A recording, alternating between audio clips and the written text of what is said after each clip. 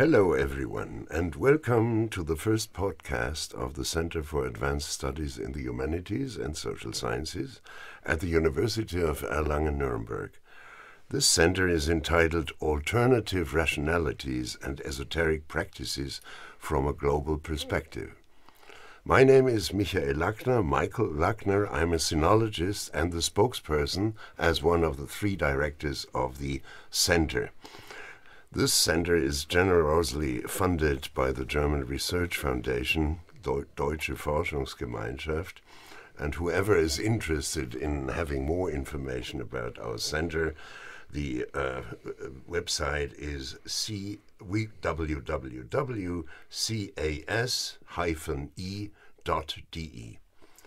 Now, for today, we have decided to start with a topic that is familiar to many people, but at the same time attracts criticism from many quarters: astrology.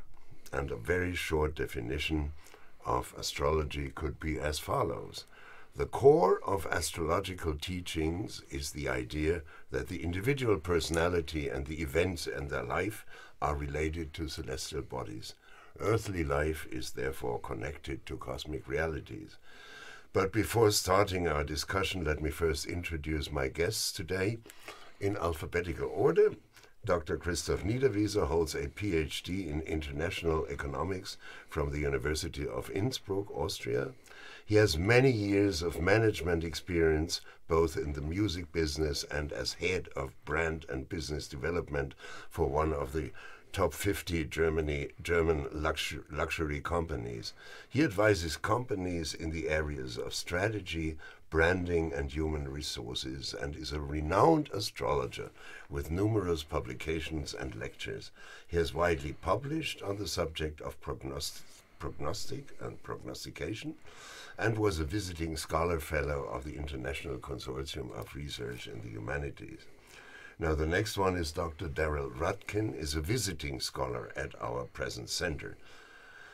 Daryl Rudkin received his PhD in the Department of History and Philosophy of Science at Indiana University with a dissertation entitled Astrology, Natural Philosophy and the History of Science, circa 1250 to 1700. The history of astrology as part of Western and world science, medieval and Renaissance Aristotelianism and Platonism is one of his core topics. And the last publication is Sapientia Astrologica, Astrology, Magic and Natural Knowledge, published in the series Archimedes, New Studies in the History of Philosophy of Science and Technology. Dr. Coco von Stuckrad is Professor of Religious Studies at the University of Groningen in the Netherlands. He has published widely on the history of religion, science, and philosophy in Europe and North America. His published books include The Introduction to the Study of Religion, Objects and Concepts, and there is a German version of 2003, co-authored with Hans Kippenberg, as well as two books that provide a historical overview for a broader audience. Geschichte der Astrologie, von den frühesten Zeiten bis zur Gegenwart, 2003, translated into 3 more languages, and Western Esotericism, a short history of occult knowledge. Coco von Stuckrad has also done research with another book, which is entitled A Cultural History of the Soul, Europe and North America from 1870 to the present. So we have 2 outstanding historians of astrology and a no less academically educated practitioner of this art together for the podcast. So my first question is to Daryl Rudkin. I mentioned the 2 parts of our center's title at the beginning. So my first question is, from which perspective does astrology represent, first, an alternative rationality, and which perspective allows people to speak of astrology as an esoteric practice? It seems obvious that these definitions, of course, depend on the perspective one takes on the terms rational and esoteric. Daryl? Great. I will jump in. The way I like to think about astrology is as an alternative language of knowledge and praxis, which of course has a very, very long history, during which, for a great deal of that time, astrology was normal, a normal kind of knowledge and praxis taught at the finest universities in the West, et cetera, et cetera. So at that point, there's no question that it was not an alternative mode of rationality or an esoteric practice. It was normal, a normal mode of knowledge, and I argued that it was normal science for quite a while. Now, however, since it has been delegitimized as knowledge and praxis, it can be understood as an esoteric discipline, I think, in that it's not one of the kind of normal modes of knowledge, but a lot of people take it seriously.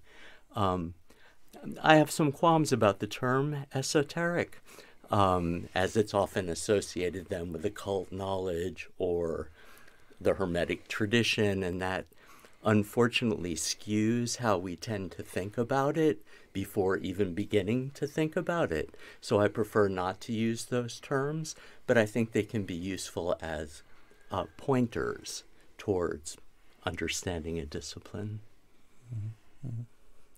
Perhaps your comment, Koku?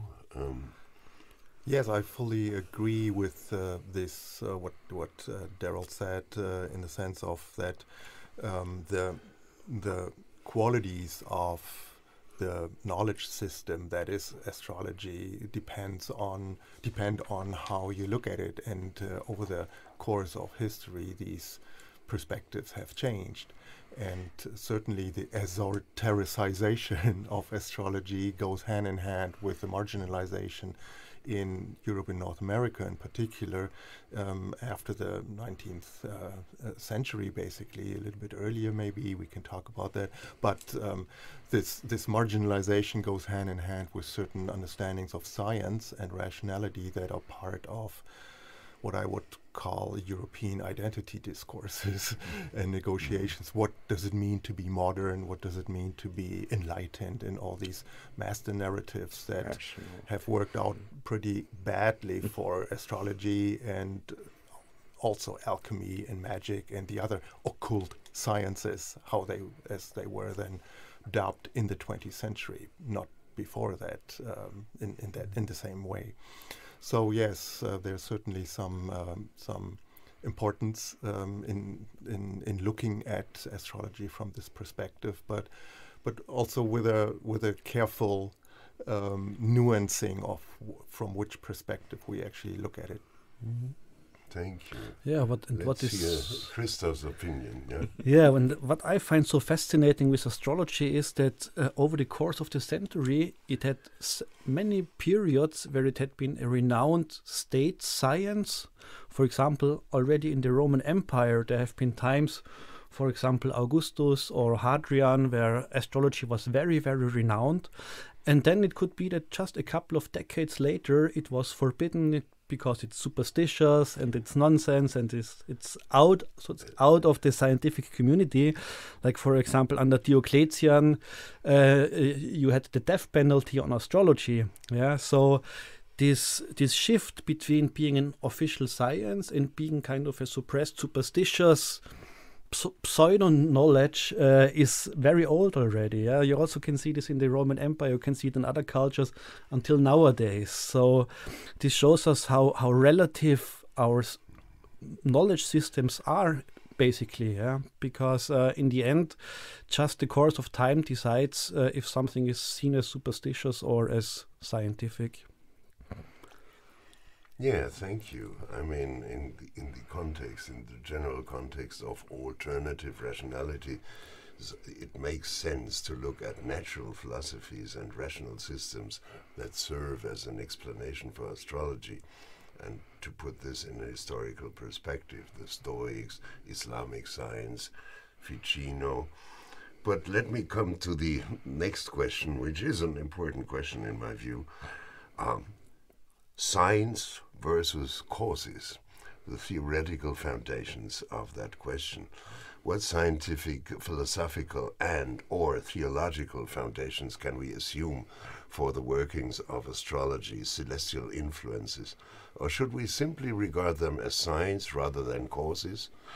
So we examine the implicit or explicit worldviews underlying astrological practices.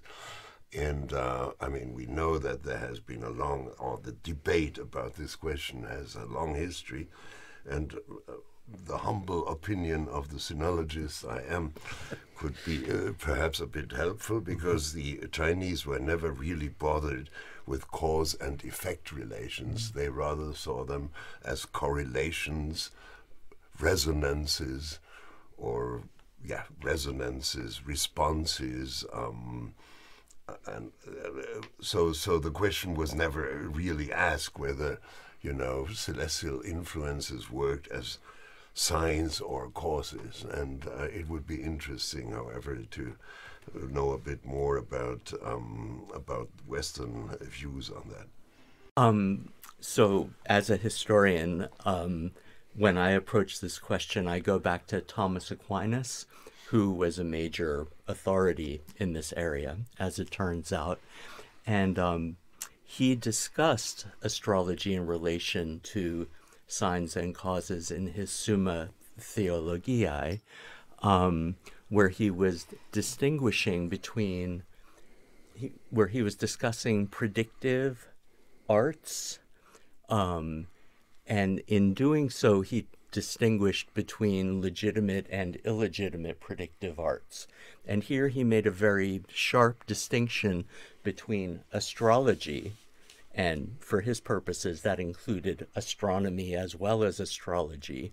And he said that they were both legitimate because one would make their predictions on an Aristotelian causal basis, and he distinguished those from all these other illegitimate superstitious arts, which he called divination, because they had no Aristotelian causal foundation, and therefore must have had a demonic causal foundation. Within that context, he distinguished between signs and causes. And for him, they both existed, but a sign could not exist unless it was also a cause as well. And this was in the framework of divine providence being the ultimate cause within which astrological and astronomical predictions function. Koku, have you?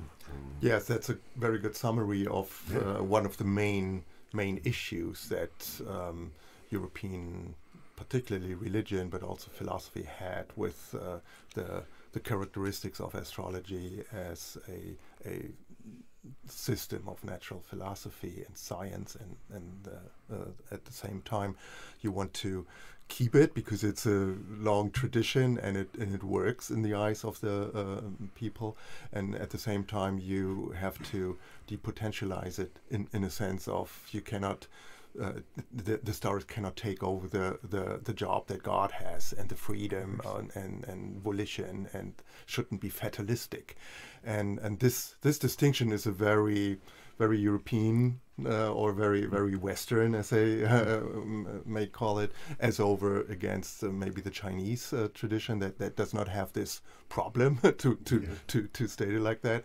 And then there were many ways of going about it, and Origen also, the first one of the first Christian theologian, had a famous interpretation of that of course the stars, as he said it, the stars are, and that's the 2nd century, right?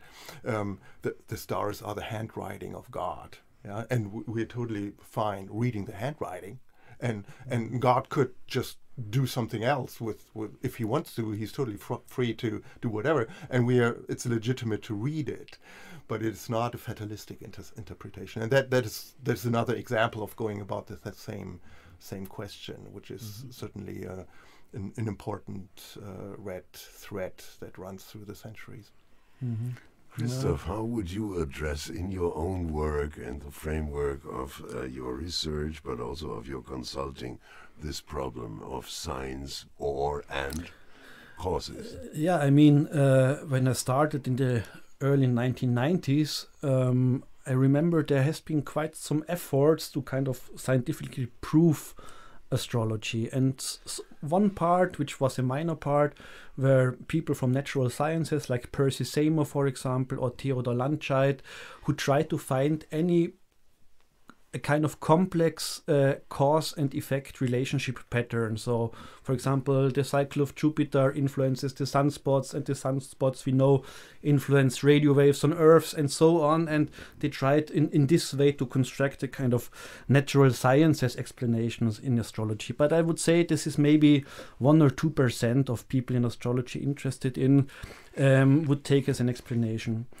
The mainstream nowadays definitely is Carl Gustav Jung's explanation of synchronicity. So it's, as you said before, Daryl, it's a sign, so it's a correspondence. It's not cause and effect, but two things that are linked by meaning with each other happen at the same time. Yeah, so it's not cause effect, but it's meaning in the end, which is the key to it. So not how does it work, but why does it work? The question why. And I think this is the mainstream. If you do astrology courses, or study at one of the teachers of one of the associations, they definitely will teach you this synchronicity principle. Yeah? Even, for example, Wolfgang Pauli tried to kind of put this into the context of natural sciences. Nowadays, we are in the 2020s, I can see a huge shift, maybe because of all this information overkill in the internet. I would say 60% of people dealing seriously with astrology, they just don't spend any thoughts on why it works. They think, it's just an ancient tradition. It has been proved for hundreds or thousands of years, and they don't ask the question, what is scientifically behind. So which is a bit a pity, because I remember Michel Goguelet or all these researchers from the 1960s, 70s, 80s who put so many efforts into astrological research. Now we had all those tools to do astrological research so easily with all the computers and all this huge amount of data, but nobody is taking care of it anymore. That's very interesting. I mean, all of us know that the Swiss psychologist Carl Jung was interested in China, and one of the foundations of his principle of synchronicity was the Book of Changes, the I Ching in China, which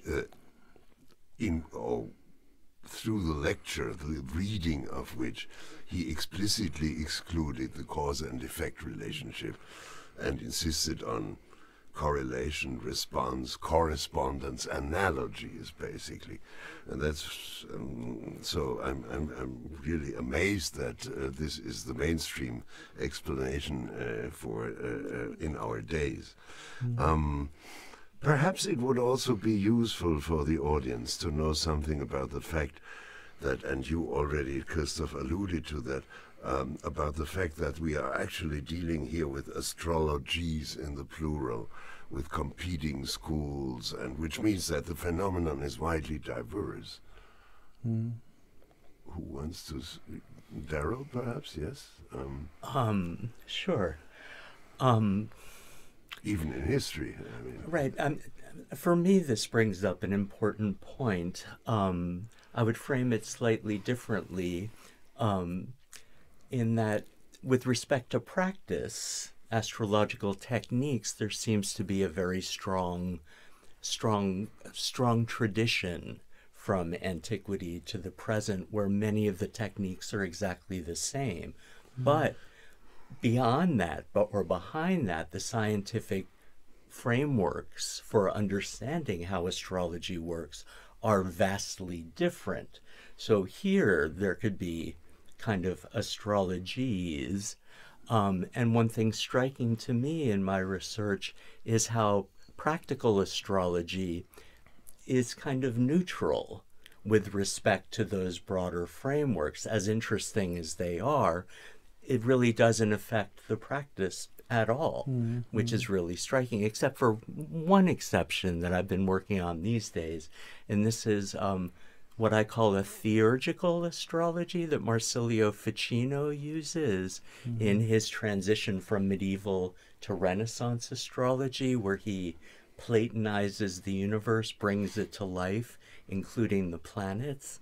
So in this case, that scientific or philosophical framework absolutely affects this practice of connecting spiritually, if you will, on a soul level with the living planets and thereby returning to the divine. But that's in some ways a unique part of the story. Yeah, right. I mean, astrology always has been excellent in adapting to the zeitgeist explanations. So if there are fashions like, for example, quantum theory, then of course also some people in astrology try to take that as an explanation. For example, Professor Lucadou, who explains the how astrology works by quantum entanglement. Yeah, or I mean, in ancient days, of course, the gods were the explanation, or in Renaissance time, the emanation of the Great One. Yeah, which is then separated into the 7 planets or into the 12 zodiac signs, and at the sphere of the stars, it's the planets that represent these universal energies, and in the realm of animals it's then, I don't know, these kinds of birds and these kinds of stones and rocks and everything, until then the last level, which are the demons. Yeah, for example, the demon Samael, which is kind of the depraved version of the planet Mars. Yeah, but in the end, as you said, we probably will never know why it works, yeah, but of course astrology always takes these this overall framework, let's say, from the things that are just in fashion at the moment. But can we really distinguish, I mean, the theoretical approach of different schools as different, that is to say, in terms of explanation of why it works and how it works, and how it works, on the other hand, which means that does the interpretation of these different astrologies, in the plural, really differ? I think it's on the one hand true what Daryl just said, that there's a lot of continuity in what people do when they practice astrology.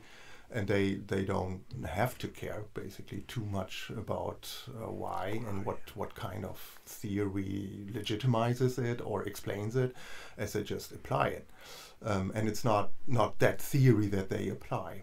At the same time, you also see a lot of change as well, and that is also one of the features, I think, that distinguishes the knowledge system and knowledge and practice system of astrology from other divinatory, for instance, or other spiritual techniques like the tarot, for instance, where you just blend into some kind of resonance with something, but it does not have this other aspect that has always characterized astrology, which is experimental, which is what we today still would call scientific, in a sense that there is a hypothesis about how a certain influence or a correlation should be interpreted, and then you test it, and then you find out this is no longer satisfying, and then you have kind of empirical, even experimental waves through history where astrology, and then is the method basically of astrology, has been revolutionized and changed, and although there is certain continuity from Babylonian interpretation of Venus, for instance, that you can compare with a textbook on 21st century do-it-yourself astrology. There is a continuity, but otherwise there's huge differences, and that has to do with the empirical method as well. And there were waves of pluralization in the early Islamic period, for instance, where they started to test the ancient rules, and they said, oh no, we have to use new algorithms, we have to apply new rules, and that's why they in the early modern period had these horoscope collections too, not just to collect them, but to also to test, to work empirically on it. And I think what you see in the 20th century is another wave of pluralization of methods, and you see that particularly in the German-speaking part of Europe, where there were new schools coming up. There was new techniques that were introduced to find out more about karmic astrology, for instance, or spiritual philosophy, astrology, or other questions and techniques that were then added to the toolbox. And that's certainly what we today see is a hugely diverse landscape of schools, and they are not even always compatible with each other, I think. Yeah, right. Especially after the First World War. I mean, the first period of the rediscovery of astrology in the late 19th century with the Theosophists and Anthroposophists was kind of trying to reconstruct the ancient wisdom. And then after the First World War, when authorities have been thrown away anyway, so all the royals have been put from the thrones and so on. So schools like the Hamburg schools, Alfred Witte came up, Uranian astrology, and he said, we put everything aside where people are not, where astrologers are not, don't have a common sense. And so they even decided to put away the zodiac signs, they decided to put away the houses. The only thing that was left were the planets and complex patterns between the planets with these half sums and midpoints and so on. So it was really kind of a completely new astrology where only, in the end, only the meaning of the planets kind of stayed the same, but the rest was completely exchanged. Yeah, and we always have these fashion trends, like between the world wars, we had this quite technical, empirical approach, especially in Germany with Ebertin and so on, and with Uranian astrology. Then in the 1970s, 80s, people said, oh no, fate is something evil, fate doesn't exist, we have a free will. And so the psychological astrology came up, yeah. So we don't want to know what is the future. We don't want to have any fate relationships. We just want to explain you how to understand yourself better, yeah. But this is also connected to the zeitgeist, because if you look at the natural sciences of the 1930s, 1940s, they also have been very dogmatic. Yeah, and if you look at sciences then after the 1960s, then also they have been much more pluralistic and liberal, and so also astrology adapts to it until nowadays. Yeah, now we have this kind of return to totalitarianism and to dogmatism, and now we have this fashion wave of classical astrology, Hellenistic astrology, with all these fixed and absolute rules. And the questions, of course, that are asked. I mean, there is the basic question which characterizes perhaps certain approaches in the 20th century. This is the question of who am I, right? I mean, this is an utterly psychological question. And there are other questions, of course, the traditional ones. Where should I invest? Who should I marry? Should I travel that or another day? And so on and so forth, which is still a characteristic of Chinese horoscopy, for instance. I mean, they ask precisely these questions, and sometimes they use Western astrology for the question of who am I, which is an interesting cross-cultural phenomenon, of course. But that is, I mean, Thomas Ring is also one of the great figures in Western and especially here in German astrology of the German-speaking world as a part of this quite innovative intellectual engagement. And now, Christoph, you would say, okay, this is already belongs to the past, and we're entering a re-traditionalization of the questions, and of course, following the interpretations that are the result of the natural result of these questions. Can you say something about that, Daryl? It brings up a very important question that Christoph alluded to as well, this kind of re-traditionalization, this return to Hellenistic astrology, in part by removing the three outer planets, which are truly a development in modern astrology. But these people, they're kind of fundamentalists in a way, or kind of, it's another wave of the return to Ptolemy dynamic, which to me is very strange, but also interesting as a historical phenomenon. But the people who buy into it are very well committed to it. I'll throw in an anecdote here. When I was recently in Lisbon, I was invited by a contemporary Hellenistic astrologer, traditional astrologer, who had students who said to me, well, what do you think about the outer planets? Because they're rejected in his system. And, although I'm, for me, the outer planets are significant. And to throw them out seems to be a great diminution of the system. But and here, I think we really can talk about different different astrologies and different schools. But the dialectic dynamic in history between astronomy and astrology is very pertinent here, but it goes back and forth, which is right, exactly. Quite also odd. Now with these nasty battles in the American scene between modern astrologers and those who say no, whole sign houses are the only true houses. Really? Yeah. But that's also a reason why I think that this retro astrology, how I call it, this trend is now starting to be over. We now have this shift from the Jupiter-Saturn conjunctions from Earth to air signs. We have now Pluto entering Aquarius, so I guess the next 10-20 years we will see a much more pluralistic astrology again, a much more future-oriented and technically oriented astrology. Back to science again. We have talked yesterday in preparing this podcast with Korkut von Stuckrad also about the relational turn in the sciences and how agential realism could provide a new theory, a novel theory of astrology. I would like you to expand a bit on this, to elaborate this relationship. Sure. It also ties in with what we've discussed earlier, that certain zeitgeist tendencies also feed back into how astrology is practiced, like all other things are practiced and looked at in contemporary societies in changing ways.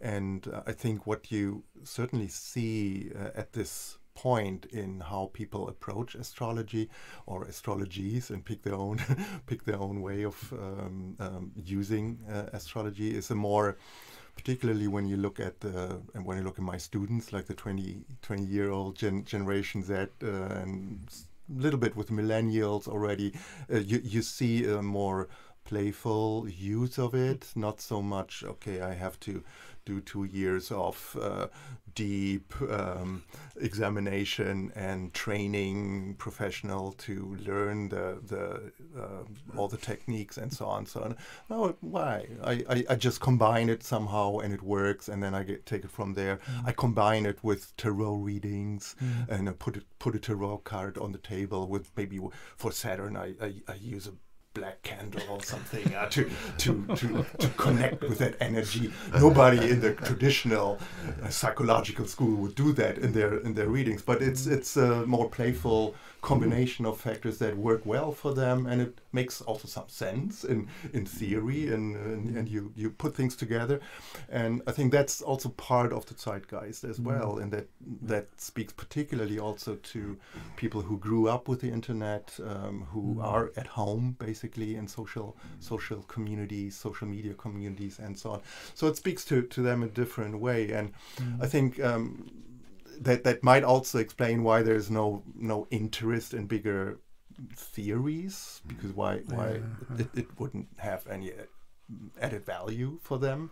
But there are people who think about that, of course. Right. And I mean the discussion you mentioned, the relational turn that you see in the sciences and also in the humanities, to look into concepts of agency, and that is the most important term here, that is looking into non-human agency. So we are not the only agents in this on this planet or in this world. We are connected to other animals. We are connected to other life forms. We are millions of life forms. Our body, what we call me, is basically a community of species, and all these ideas that we exist only in our bodies in connection with living systems, and that includes also non-living agency. And then it gets tricky, of course. It's my computer has some agency. There's no intentionality, but there is some acting to some extent. And how do you interpret that?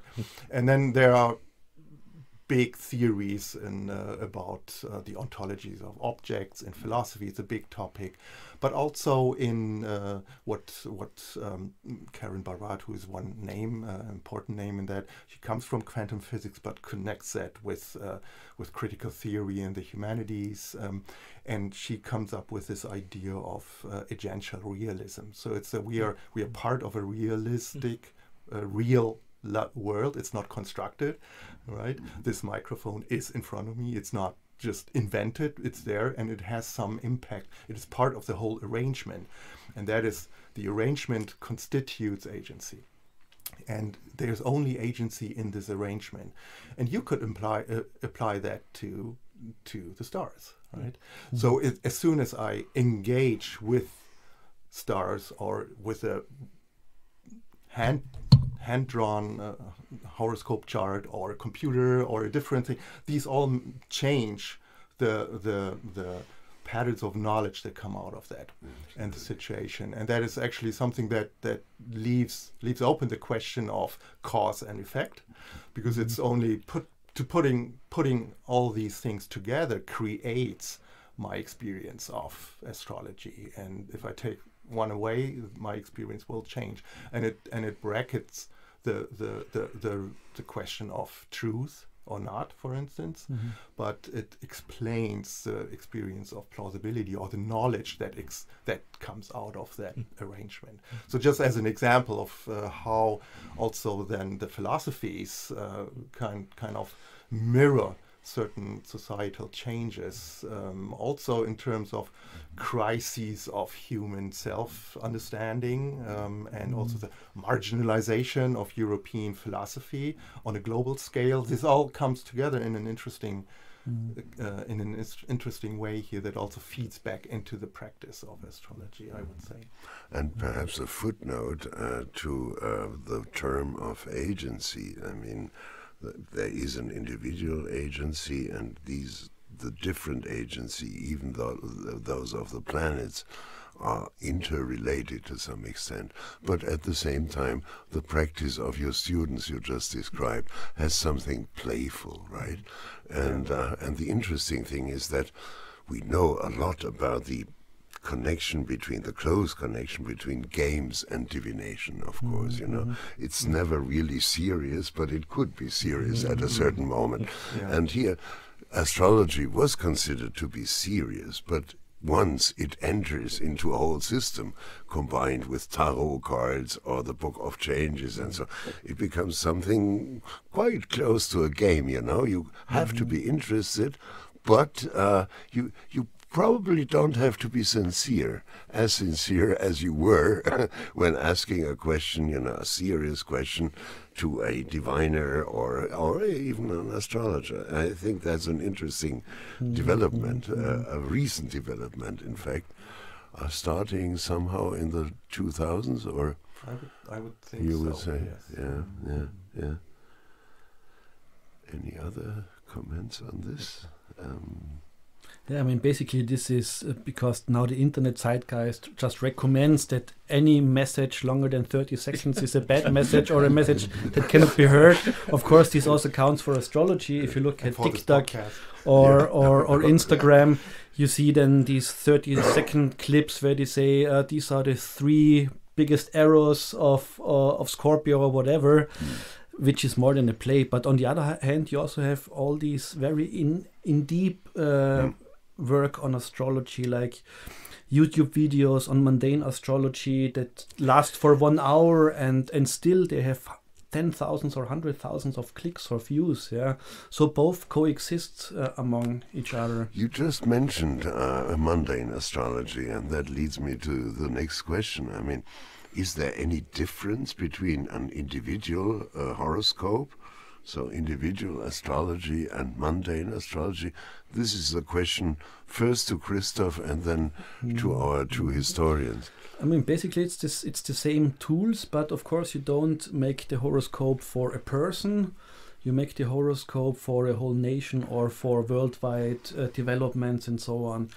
This means that you have a couple of techniques, for example, ingresses into signs of the outer planets, or you have solar or lunar eclipses, or you have the synodic cycles between planets like Uranus-Pluto cycle, Uranus-Neptune cycle, etc. But I always think it's extremely important to unite both worlds. So in my understanding of astrology, I've kind of set up an astrology school called Cronlex Astrology. The first level is to look what the mundane developments are, in which direction different branches, different professions, different nations are heading to.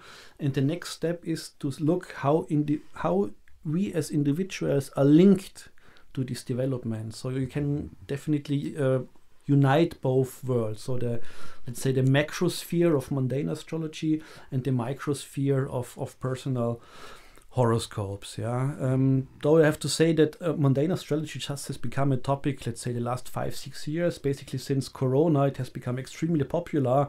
Before, nobody would have ever expected to have mundane astrology videos having more than maybe 2,000 or 3,000 views in the internet. But we have, of course, a long history of mundane astrology. Basically, starting in the Mesopotamian world. Astrology has been just mundane astrology for 2,000 years before the first individual horoscopes have been calculated 400 before Christ in Greece. So individual horoscopy is a quite new invention. And the collective one, which we could call the collective one, is predominantly the horoscope of the ruler, and then, the ruler stands for the community.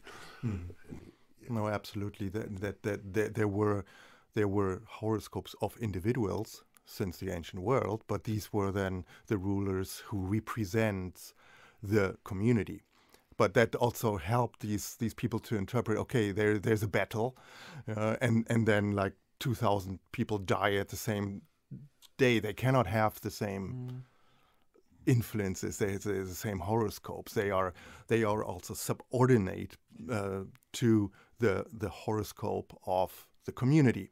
The nation, and these were not nations, but the collective, the people, or the land, or the group that they were part of. So the individual did not, and that resonates with Stoic philosophy as well in the ancient world. So that was the way to go to, and so the individual horoscope was only developing later in the Renaissance and the early modern period. There were people who went to the professional astrologer to ask for their future and so on. So that there was an individual understanding, but that's much later and went under the mainstream of the mundane political questions. And what we see in the 20th century is basically a big change toward individual astrology. So that reversed the hegemony basically of what was more important, and strong individualization of astrology happened in the 20th century. Individualization and psychologization of astrology. So the question is a very important one, and I'd like to make 2 points about it. First is one of the fundamental structures I use to understand the history of astrology, especially in my period, 1250 to 1800, are what I call the four canonical types of practical astrology. Revolutions, which are essentially mundane astrology, the movement of the planets over time, then nativities, which are essentially personal astrology, birth horoscopes, etc., and then the two further practices called elections, choosing of astrologically propitious times to begin anything, and then interrogations, this range of questions about anything. And throughout history, human beings are essentially the same, and we all have essentially the same questions, because in fact life is mysterious in many respects. We know, the range of possibilities, but we don't know what's actually going to happen. And these four types of practices are all interrelated, and they certainly were in the Middle Ages. And this is the broader picture that I find fascinating, in that for Albertus Magnus and Thomas Aquinas, who are two of the most influential figures for mapping this out, and it still is influential into the Renaissance and further, is within a framework of divine providence, where God created the heavens and the earth and used the planets as the instruments of his governance of life on earth. So these larger patterns that are inscribed in the planets are mundane astrology, the broader picture, but within that, when each individual is born, they are kind of a quantum or a snapshot of that celestial framework. And then Aristotelian causal structures get brought in with efficient causality. I won't go into that. Well, this lovely geometrical optical model of celestial influences from Al-Kindi, etc., etc. And this is where fate comes in, which is another incredibly interesting question. Now, I think most people misunderstand it because they have a Stoic, deterministic conception of what fate is. But people like Albertus Magnus, drawing on Boethius, of all people, his Consolatio Philosophiae, present a well-articulated but non-deterministic understanding of fate, which is that mapping, celestial mapping, is deeply astrological, within which human beings have free will to act in the world in an informed way.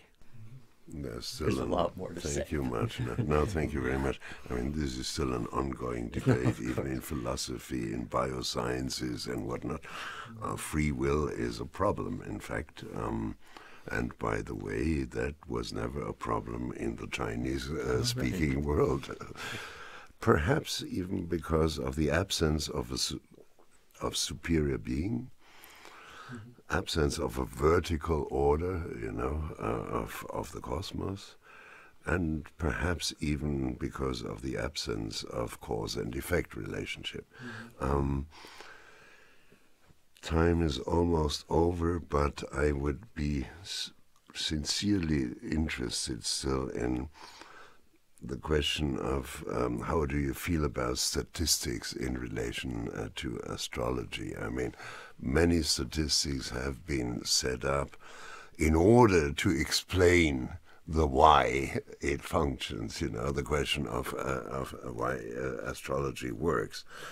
Some of these assumptions may have been shown to be accurate, others less so. We have different approaches. We have planetary positions at the time of birth. We have what is called the professional affect. We have even the success of artificial insemination viewed through a conjunction of Venus and Jupiter, and so on and so forth. But I would just be interested in your view on statistics as a tool or a means of confirming and corroborating astrology. I mean, we could entirely leave it out or exclude that, but you may want to say a word. All of us may want to say a word about this, Christoph. Yeah, I mean, if you look at astrological books, you have very clear statements there. You have statements like, for example, I don't know, Mars in Aries could be a soldier or something like this in the old books, yeah. Or you can read this or that constellation is very difficult in relationships, or this or that constellation gets aggressive very, very quickly. And of course, you can find out ways to operationalize this, so to make kind of a statistical experiment out of this. And this has been tried, let's say, since after the First World War. Freiherr von Glöckler was one of the first ones, but his statistics, maybe they had 30, 40 pieces in one group, yeah. And he already knew, okay, this is not significant statistically, but it's a beginning. Then we had Karl Ernst Kraft, who published in 1928 a huge research with 10,000 of statistics in there. But in the end, he just found out very random patterns, because what many underestimate is when you look at the great number of patterns, in coincidence, you always find some that are significant, yeah. But if you replicate them, most of them disappear. So it took until the second half of the 20th century until we really had some statistics like of Michel and François Gauguelin, the Mars effect, or even some of the patterns for serial killers from Liz Green had been proven as scientifically valid, for example. There is dozens of empirical investigations that really have been replicated and that demonstrate that there are statistical effects in astrology. But of course it doesn't explain everything. Yeah, so it gives a basic framework, it gives a direction, but in the end you have such an endless amount of patterns in one horoscope that the astrologer always have to make a selection. And so in the end you come back to intuition and to inspiration. Yeah. So the question is, first to Koku, do we really need statistics? Or how, or who needs statistics? And from which point of view are statistics needed? Yeah, I mean, it's obvious that social scientific research is interested to test astrological claims. That's fine, and astrologers have to accept that for sure. So that's part of the curiosity of a science-based evidence that we ask for to prove something. And at the same time, you see that then there are some of these studies that come to interesting, seemingly positive or confirming results. Then there are counter studies that deconstruct them or point out that they overlooked a certain thing, or that actually, I mean, it's also has to do with moonlight. It's not only the full moon, but it's also there's more light. So of course people see better. So maybe there are less accidents just because the light is better. I mean, you can find other reasons for certain interesting, and therefore I find it interesting as a phenomenon in itself. But I find it also boring in the sense of we will never figure out because the art of astrology is so complex that you cannot quantify it by reduction to certain factors of it, and then you have to turn it around in different ways. Do individual testing or more qualitative research that works in a different way, but cannot be generalized in other. So and that's also what you see when it doesn't matter what result these studies have, you don't convince anyone. And either they are already convinced, and then they read only the studies that confirm it, or they are against astrology anyway, and then it only feeds into what they. And the most of the practitioners also would acknowledge that these social scientific studies are seemingly bad for astrology, but that only confirms their understanding of okay, this is also not this kind of science. This is more holistic. This is more, and I experience it as truth, and that's more important than that some sociologist finds it out as well. So that brings us back to alternative rationalities, to the enormous and amazing resilience of astrology, among other practices, of course, that in the West or in a certain tradition are considered esoteric. 3 minutes left. Can I make one point yes, about please. this? It brings up I'll be very quick. It brings up the essential distinction that Ptolemy makes at the very beginning of the Tetrabiblos, his astrological textbook, distinguishing between astronomy and astrology, where astronomy is an exact science, but astrology is not. It's a conjectural science. So you can't really prove anything. Maybe there are statistical studies that can give us insight, but in fact, it's not an exact science. And Albertus Magnus ranks them among the artes incerte, the insecure sciences. But as you stated, Michael, the conjectures, you stated in your interview in Astrologie heute, and it's so true. I mean, it just doesn't just consider astrology. It's in all social sciences and in all humanities the same. Yeah. I would like to ask the practitioner about the future of astrology. What next? I mean, will the boom continue? Is it only related to crises we are all experiencing? Just a brief statement for the end of our podcast. From the old Earth age that lasted 200 years and brought us materialism and empiricism, to the Air age, which is more about the spirits or the world above the material world. And normally this brings a much huger amount of plurality. Also, Pluto now entered Aquarius. So I think astrology will become much more diverse, much more multifaceted. I'm not sure if the boom will get bigger, because the boom is already very big. There is a new, from YouGov, there has been a survey among young people, and the surveys exist for 100 years now. Do you believe in astrology, or could there be something behind? And normally it's around 25%. And now it's more than half of people under 30 years old. They believe that there can be something in astrology. So I think this contradiction or this astrology bashing from science will kind of disappear a bit, because there is no absolute truth anymore, and so everybody can just make his own truth out of diverse building bricks, and some take yoga, other take astrology, and so on. So it's much more liberal concerning this. Thank you. I mean, this is exactly the philosophy of our Center for Advanced Studies. So thank you very much for attending this podcast, and hope to see you soon again. Thank you. Thank you.